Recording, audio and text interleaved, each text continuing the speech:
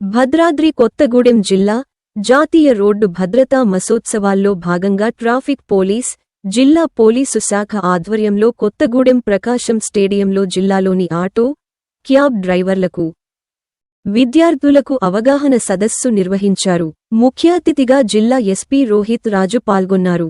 విద్యార్థులతో కలిసి రోడ్డు భద్రతా స్టాల్స్ ను సందర్శించారు.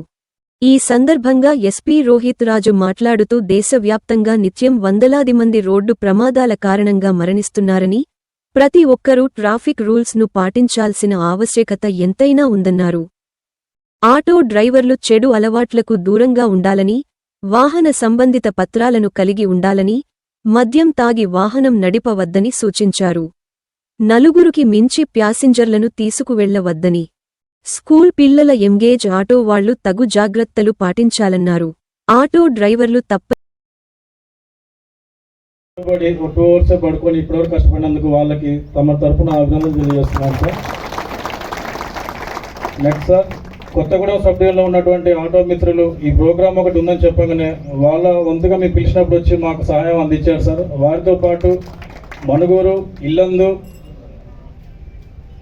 పాల్వంచ, భద్రాచలం సబ్ డివిజన్ నుంచి వచ్చిన ఆటో మిత్రులందరికీ కూడా ప్రత్యేకంగా జిల్లా పోలీస్ యంత్రాంగం తరఫున, సబ్ డివిజన్ తరఫున, ట్రాఫిక్ పోలీస్ తరఫున అభినందనలు తెలియజేస్తున్నాం సార్. రోడ్డు భద్రత జాతీయ మాసోత్సవ కార్యక్రమంలో ముఖ్య అతిథి వచ్చేసిన మా ఓరుగాలు ముద్దుబిడ్డ, dynamic leader, dynamic officer SP Rohit Raju గారికి, అలాగే వేదిక మీద ఉన్న డిఎస్పీలకు, సిఐలకు, ఈ కార్యక్రమంలో పాల్గొస్తున్న ట్రాఫిక్ ఎస్ఐ సిబ్బందికి, ప్రింట్ అండ్ ఎలక్ట్రానిక్ మీడియా మిత్రులకు మరియు ఆటో డ్రైవర్ మిత్రులకు, విద్యార్థులందరికీ పేరు పేరున నమస్కారాలు తెలియజేసుకుంటున్నాం. ఏదో చేసాము వెళ్ళాము కాకుండా ఇంత పెద్ద ప్రోగ్రామ్ ఇంత పెద్దగా చేస్తున్నారు కాబట్టి దీని గురించి ప్రతి ఒక్కరు, ఆటో డ్రైవర్ కావచ్చు, ప్రతి ఒక్కరు ఇప్పుడు ఆటో డ్రైవర్ అన్న అంటారు, వేరే వాళ్ళని అన్న అని అనరు. ఎందుకో తెలుసా? ఇంటికి పెద్ద కొడుకు ఎవరు? తండ్రి తర్వాత ఎవరంటే బాధ్యత వహించేది అన్న. డ్రైవరు ఆటోలో కూర్చొని వాళ్ళ ఏ ప్రమాదంలో పాపం ఏ హాస్పిటల్ కోసమో ఇంకేమన్నా బస్సు తొందర కోసమో వెళ్తూ అన్న డ్రైవర్ అన్న మమ్మల్ని కొంచెం హాస్పిటల్ దగ్గర దించండి, అన్న మమ్మల్ని కొంచెం బస్ క్యాచ్ చేయండి అన్న అని రిక్వెస్ట్ చేస్తారు. మరి మీకున్నంత గౌరవం ఎవరికైనా దక్కుతుందా చెప్పండి?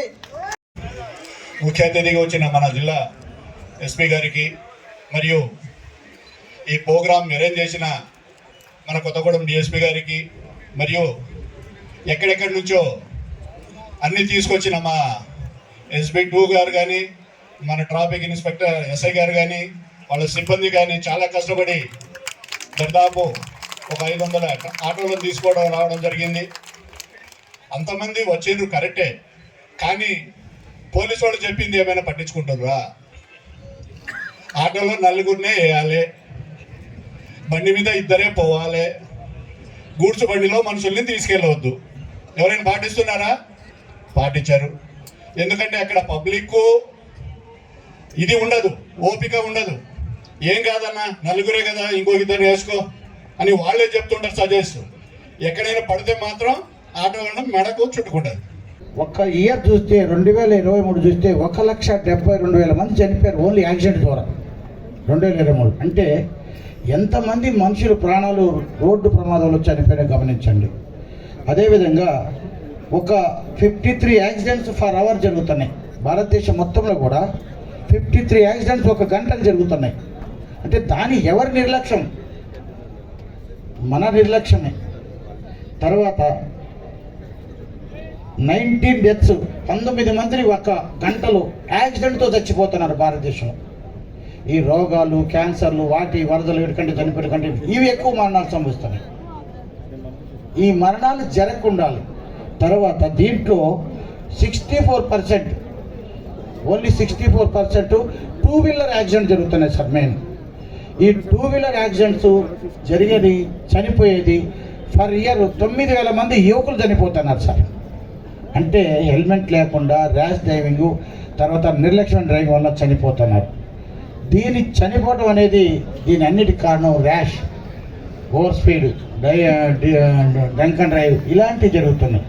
ఇలాంటివి కూడా మనం సాధ్యమైనంతరికి కేంద్ర ప్రభుత్వం పరిశీలన తీసుకొని సాధ్యమైనంతరికి అవేర్నెస్ ప్రోగ్రామ్ చేసి యాక్సిడెంట్ జరిగి కుటుంబాలు రోడ్లు పడకుండా ఉండాలనే ఉద్దేశంతో ఈ యొక్క జాతీయ భద్రతా మాసోత్సవాలు ఏర్పాటు చేయడం జరిగింది. పైన ఉన్న sub divisional level police officers అందరికీ, అదేవిధంగా స్థానిక మున్సిపల్ కమిషనర్, టౌన్ అండ్ మిగతా చోట్ల నుంచి వచ్చిన మా ఇన్స్పెక్టర్స్, ఎస్ఐస్, అదేవిధంగా print and electronic media and ముఖ్యంగా నా ఆటో సోదరులందరికీ కూడా సో అంటే ఫస్ట్ టైం డిస్టిక్ మొత్తంలో గల ఆటో అందరినీ కూడా ఇక్కడ చూడడం జరుగుతుంది. ఫస్ట్ టైం అనుకుంటా. అండ్ మోర్ ఓవర్ ఇప్పుడు ప్రకాశం స్టేడియం అంతా కూడా కాకిమయం అయిపోయింది. ఒక దిక్కు పోలీసులు, ఒక దిక్కు ఆటో అన్నాలు. సో ఈ ప్రోగ్రామ్ని ఇంత బాగా ఆర్గనైజ్ చేసిన మన కొత్తగూడెం డిఎస్పీ గారికి, అదేవిధంగా వాళ్ళ టీం ట్రాఫిక్ ఎస్ఐ గారు, స్థానిక ఇన్స్పెక్టర్స్, అదేవిధంగా మా ఎస్బీ2 ఇన్స్పెక్టర్ అందరికీ కూడా పేరు పేరున ధన్యవాదాలు. ఈవెన్ మా నాన్న కూడా కానిస్టేబుల్, నేను కూడా పైనుంచి ఏం దిగి రాలేదు. మా నాన్న కష్టపడ్డాడు కాబట్టి నేను ఈ ప్లేస్లో ఉన్నా. రేపు మీ కొడుకు, మీ పాప కష్టపడాలి, మీరు గర్వించేదగ్గ పొజిషన్లో వాళ్ళు చూడాలంటే మీరు ఇప్పుడు ప్రాపర్గా ఉండాలి. సరే కష్టం ఉంటుంది కావచ్చు, ఆ కష్టాన్ని అధిగమించి మీరు ప్రాపర్గా పిల్లలను చదివించాలి. అండ్ సెకండ్ థింగ్, మనకు రీసెంట్గా కూడా ఇన్సూరెన్స్ రిలేటెడ్ కూడా కొందరు ఎన్రోల్ చేసుకున్నారు.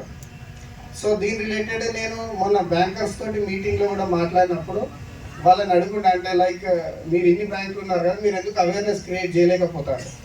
చాలా వరకు ఏంటంటే ఆటో అన్నలకు అసలు ఎటువంటి స్కీమ్ ఉన్నదనేది కూడా చాలా వరకు తెలియదు.